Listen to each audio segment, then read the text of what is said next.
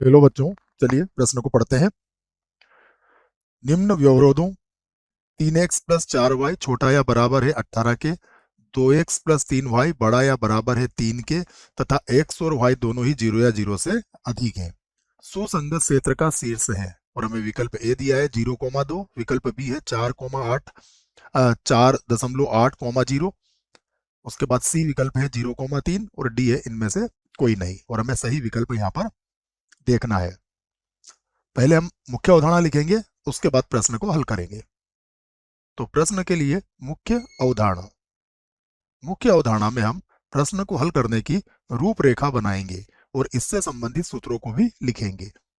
सबसे पहले हमारी रूपरेखा होगी कि हम असमीकाओं को हल करेंगे। तो हम लिख देते हैं असमीका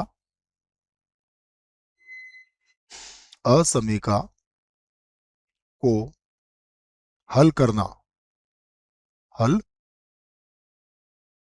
करना यह हमारी पहली रूपरेखा होगी। दूसरा होगा सुसंगत क्षेत्र ज्ञात करना। सुसंगत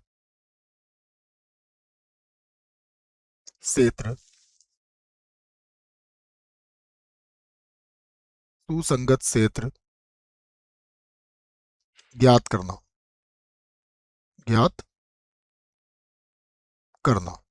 और उसके बाद जो सुसंगत क्षेत्र आता है उसके शीर्ष ज्ञात करना।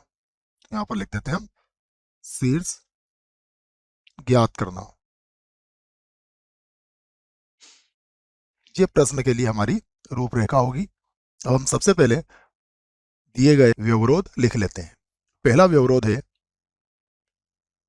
3x प्लस 4y छोटा या बराबर है 18 के। हम इसके संगत सबसे पहले समीकरण लिखेंगे। तो समीकरण बनेगा 3x प्लस 4y बराबर 18। इसे हम समीकरण एक नाम दे देते हैं और इस पर लेंगे अब हम बिंदु लेंगे। बिंदु में यदि x का मान 0 रखेंगे तो y का मान हो जाएगा 18/4। 18/4 का तात्पर्य है 9/2। दूसरा बिंदु, यदि हमने y का मान 0 रखा तो x का मान आ जाएगा 6, तो ये 6,0 हो जाएगा। फिर हमें देखना है कि यह मूल बिंदु को संतुष्ट करती है या नहीं करती है। तो हम देख सकते हैं कि मूल बिंदु को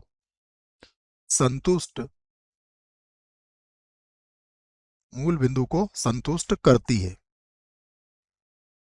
इसका अर्थ है मूल बिंदु की ओर इसका उत्तर आएगा। अब हम दूसरा व्यवरोध लिख लेते हैं जो है 2x plus 3y 2x plus का 3y और ये बड़ा या बराबर है 3 के। सबसे पहले इसके संगत समीकरण लिखेंगे। तो ये होगी 2x प्लस का 3y बराबर 3। 3 ही है ना, देख लेते हैं एक बार, 3 ही है। इसे हमने समीकरण 2 बना दिया। अब हम इस पर बिंदु लेते हैं। तो इस पर बिंदु, पहला बिंदु, यदि x का मान 0 रखा तो y का मान 1 आएगा, तथा यदि y का मान 0 रखा तो x का मान 3/2 आ जाएगा। और ये मूल बिंदु अर्थात 0,0 को संतुष्ट नहीं करती है। क्यों नहीं करती है? क्योंकि 0 जो होता है वो कभी भी 3 से बड़ा या बराबर नहीं हो सकता है। अब हम तीसरा व्यवरोध लिखेंगे जो हमें क्या दिया है कि एक्स वाई, ये दूसरा व्यवरोध था, यहां लिख रहा हूं मैं तीसरा व्यवरोध। एक्स कोमा वाई दोनों ही क्या है, 0 से बड़े हैं। इससे हमारा तात्पर्य क्या होता है कि प्रथम चतुर्थांश में हमारा उत्तर है। इसका अर्थ होता है प्रथम चतुर्थांश। ये बातें हमने लिख दी है। अब हम इससे संबंधित आलेख यहां पर बनाते हैं। तो मैं यहां पर एक आलेख बना देता हूं प्रश्न से संबंधित। उसके बाद फिर हम इसके शीर्ष ज्ञात करेंगे। पहले हम बिंदु देखते हैं। पहला बिंदु क्या दिया है हमें, देखिए पहली असमीका पर 0,9/2 अर्थात 4.5। तो हम एक एक का अंतर ले लेते हैं। 1 2 3 4 और ये 5, तो ये हो जाएगा आपका 0.9/2 हो जाएगा ये।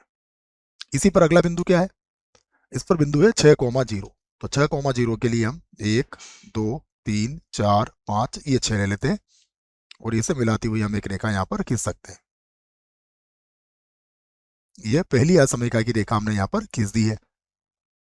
दूसरी पर बिंदु कितना है, 0,1। तो 0,1 यहाँ पर कहीं पर मिलेगा हमें, ये होगा 0,1 और 3/2, 3/2 यहाँ पर कहीं पर हमें मिल जाएगा। तो ये हो जाएगा 3/2। अब देखेंगे कि पहली असमरेखा मूल बिंदु को संतुष्ट करती है, पहली असमरेखा मूल बिंदु को संतुष्ट करती है, दूसरी असमरेखा मूल बिंदु को संतुष्ट नहीं करती है ना। ये बिंदु कितना है हमारे पास, ये है 3/2,0 और ये बिंदु क्या है हमारे पास 0,6। अब हम विकल्प देखते हैं कौन सा विकल्प सही होगा। तो 0,2 देखिए कहाँ मिलेगा हमें, 0,2, ये 0,1 है तो 0,2 हमें यहाँ मिलेगा। तो 0,2 तो हल क्षेत्र में हमें मिल जाएगा, 0,2 हल क्षेत्र में है। फिर 4.8 देखेंगे तो 4.8,0 ये देखिए कहाँ मिलेगा, 4.8,0 ये मिल जाएगा 1 2 3 4, ये यहाँ पर कहीं पर मिल जाएगा हमें 4.8 के आसपास। अगला देखते हैं, अगला जो है हमारे पास वो है 0,3। तो 0,3 कहाँ मिलेगा हमें, 0,3 यहाँ पर कहीं पर मिल जाएगा। अब हम अगर ध्यान से देखें तो हमें चाहिए इसके शीर्ष, तो इसके शीर्ष क्या क्या है, इस हल क्षेत्र के जो शीर्ष हैं वो मैं आपको लिख के बता देता हूँ। हमारे हल क्षेत्र के जो शीर्ष आएंगे वो हम पहले लिख लेते हैं, फिर विकल्प की तरफ चलते हैं।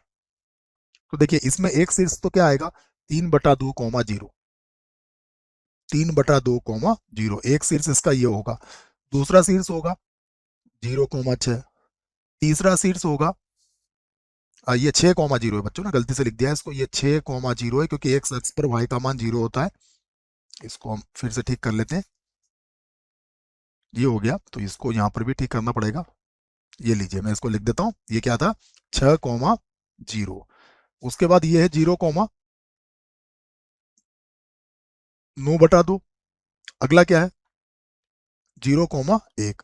ये 4 शीर्ष आए और इनमें से यहाँ पर हमें कोई भी शीर्ष नहीं दिया गया है, सभी शीर्ष हमारे ये गलत है, अर्थात हमारा उत्तर क्या आएगा, हमारा उत्तर डी होगा, इनमें से कोई नहीं। ये हमारे प्रश्न के लिए सही उत्तर होगा। आशा करते हैं प्रश्न का उत्तर समझ में आया होगा। धन्यवाद।